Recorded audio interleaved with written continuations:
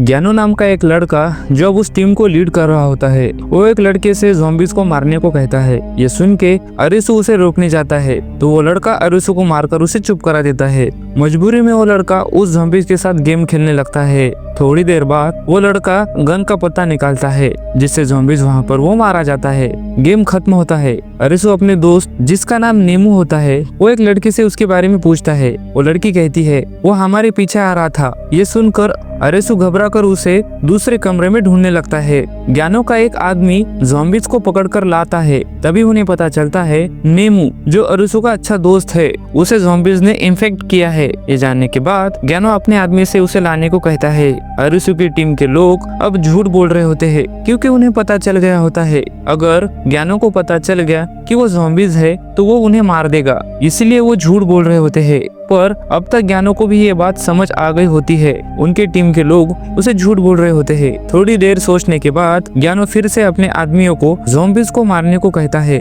ये सुनकर जो ज़ॉम्बीज़ है उन्हें वो लोग मारने ले जा रहे होते हैं। तभी एक लड़का उसके चंगुल से भाग जाता है जिसका नाम मासोतो होता है। वो उस लड़के को पकड़कर ले जाते हैं। दूसरी तरफ अरिसु और लोगो गेम खेल रहे होते हैं। गेम खेलने के दौरान अरिसु को पता लग जाता है लोगो एक ज़ॉम्बीज़ है। लोगो अरिसु को ज़ॉम्बीज़ का पता देने वाला होता है। तभी अरिसु कहता है मैं जानता हूँ तुम ज़ॉम्बीज़ हो। ये सुनते ही लोगो घबरा जाता है। इधर ज्ञानो और रे गेम खेल रहे होते हैं। गेम को खेलते हुए रे कहती है बदकिस्मती से ज़ॉम्बीज़ की संख्या इतनी बढ़ गई है कि तुम सोच भी नहीं सकते हो। मेरे हिसाब से ज़ॉम्बीज़ बनना ज्यादा फायदेमंद रहेगा। ये बात सुनकर ज्ञानो को उसकी बातों पर यकीन नहीं होता पर अच्छे से समझाने के बाद वो समझ जाता है। इधर ज्ञानो का दोस्त और मासोतो गेम खेल रहे होते हैं। मासोतो काफी डरा हुआ होता है। थोड़ी देर बाद ज्ञानो का दोस्त उस गेम को जीत जाता है। मासोतो गेम हारने के कारण वही मारा जाता है।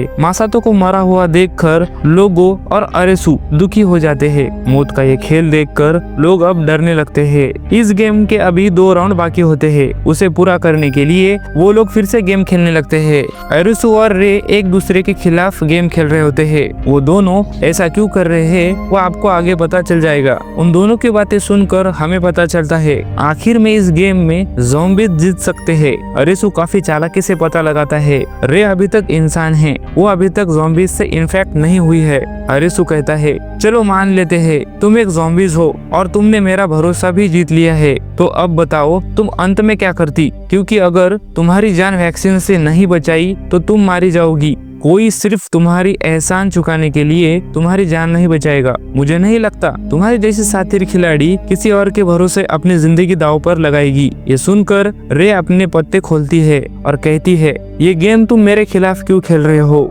अरिसु कहता है ताकि मैं तुम्हें बचा सकूं। ये बोलकर अरिसु ज़ॉम्बीज़ का पत्ता निकालता है जिसे रे ज़ॉम्बीज़ से इन्फेक्टेड होती है। ज़ॉम्बीज़ का पत्ता देखकर वो घबरा जाती है। तब उसे पता चलता है अरिसु भी ज़ॉम्बीज़ से इन्फेक्टेड है। अरिसु कहता है अगर तुम्हें इतना यकीन था ज़ॉम्बीज़ जीतेंगे तो तुम खुद पहले ज़ॉम्बीज़ क्यों नहीं बनी। रे कहती है मुझे पहले लगा था पर मुझे यकीन नहीं था। जब हम ग्रुप बनाकर बैठे थे तब मुझे लगा था इंसान जीतेंगे, इसलिए मैंने ग्रुप बनाए थे। पर उस वक्त मैं गलत थी। कौन जीतेगा ये फैसला मैं अंत में लेती। तुम्हारे साथ खेलकर मेरी सोच बदल गई है। गेम खत्म होने के बाद अरिसु उसके दोस्त को ढूंढ रहा होता है। इंसान ज़ॉम्बीज़ को ढूंढ रहे होते हैं ताकि वो उनको मार सके। मरने के डर से ज़ॉम्बीज़ इंसान से भाग रहे होते हैं। अब इस गेम का आखिरी पड़ाव शुरू होता है। अरिसु के सामने तेत्सु बैठा होता है। अरिसु उसे ज़ॉम्बीज़ का पत्ता देता है जिससे वो इन्फेक्टेड होता है। दूसरी तरफ लोगो काजुया को ज़ॉम्बीज़ का पत्ता देता है जिससे वो भी इन्फेक्टेड होता है।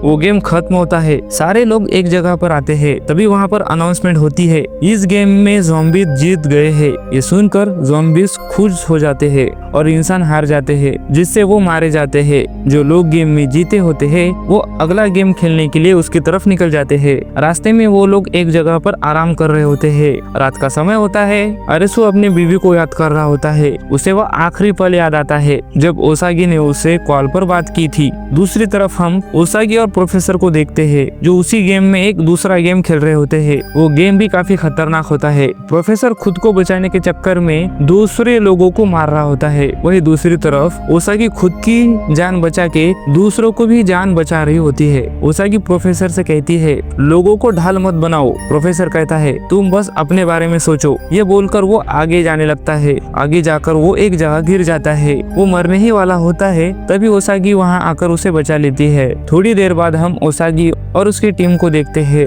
जो अभी 4 ही बचे होते हैं। ओसागी और प्रोफेसर बात करते हुए आगे जाने लगते हैं। प्रोफेसर अपनी यादों में खोया होता है। प्रोफेसर गहरी नींद से उठता है। वो पहले वाले गेम के टेबल पर होता है। उसके हाथ वही जोकर का पत्ता होता है। वो आदमी प्रोफेसर से कहता है तुम्हारी दुनिया में एक ओसागी नाम की लड़की है, उसे यहाँ पर लाना है। उसके बदले में तुम जो चाहते हो वो तुम्हें मिलेगा। ये सुनकर प्रोफेसर मान जाता है। ओसागी की टीम एक रेलवे स्टेशन पर आती है। यहाँ पर दूसरा गेम शुरू होता है। वो लोग उस रेलवे में बैठ जाते हैं। उस गेम का नाम दौड़ती हुई ट्रेन होता है। तभी उन्हें उस गेम के नियम बताए जाते हैं। ये ट्रेन बिना ड्राइवर की चल रही है। सायरन को सुनते ही अगर आप आखिरी बोगी से इंजन तक पहुंच जाते हैं और गाड़ी को सही समय पर रोक पाते हैं तो आप इस गेम में जीत जाओगे। जब आप अगली बोगी में जाओगे तब दरवाजे बंद होने के 30 सेकंड बाद ऑक्सीजन या जहरीली गैस छोड़ी जाएगी। ये गैस इस बोगी को छोड़कर बाकी 8 बोगी में से 4 बोगी में होगी। ये जहरीली गैस होगी। आपको पहले ही चुनना होगा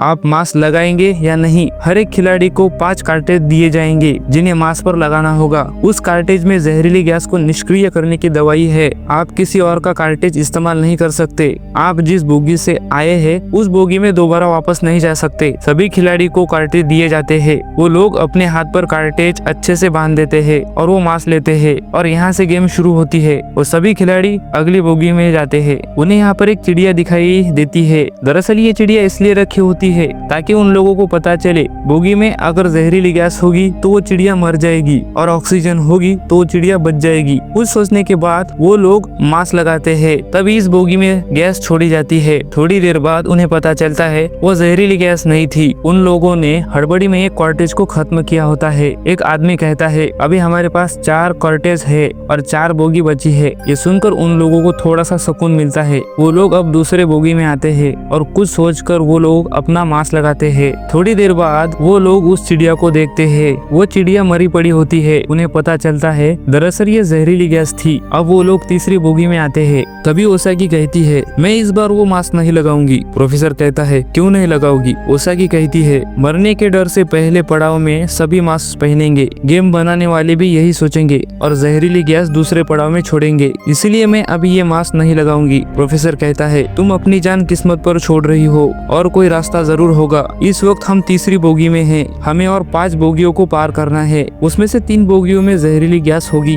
और कार्टेज भी 3 बचे हैं। कुछ देर तक सोचने के बाद वो लोग डिसाइड करते हैं उस बोगी में वो मास्क नहीं लगाएंगे। थोड़ी देर बाद गैस उस बोगी में छोड़ी जाती है और वो जहरीली गैस नहीं होती। तभी उन्हें वहाँ पर दूसरी ट्रेन दिखाई देती है। उस ट्रेन में कुछ लोग जहरीली गैस से मारे जाते हैं। उन लोगों का ये हाल देखकर सभी लोग डर जाते हैं। प्रोफेसर के हिसाब से जहरीली गैस का टैंक बोगी में होना चाहिए। अगर वो जहरीली गैस के टैंक को पता लगा ले तो हम आसानी से बच सकते हैं। ये सुनकर एक आदमी अपने तजुर्बे से कहता है इस बोगी में जहरीली गैस का टैंक हो सकता है। वो आदमी अपनी असली जिंदगी में ट्रेन में जॉब करता है। सारे लोग उस पर भरोसा करके मास्क लगाते हैं। थोड़ी देर बाद उस बोगी में गैस छोड़ी जाती है। कुछ लोग मास्क नहीं लगाते। तभी जिन लोगों ने मास्क नहीं लगाए थे वो लोग मारे जाते हैं। वो लोग अगली बोगी में आते हैं। उस आदमी के मुताबिक इस बोगी में जहरीली गैस का टैंक नहीं है। सारे लोग उस पर विश्वास करके मास्क नहीं लगाते। तभी गैस छोड़ी जाती है और वो ऑक्सीजन होता है। वो लोग फिर से बच जाते हैं।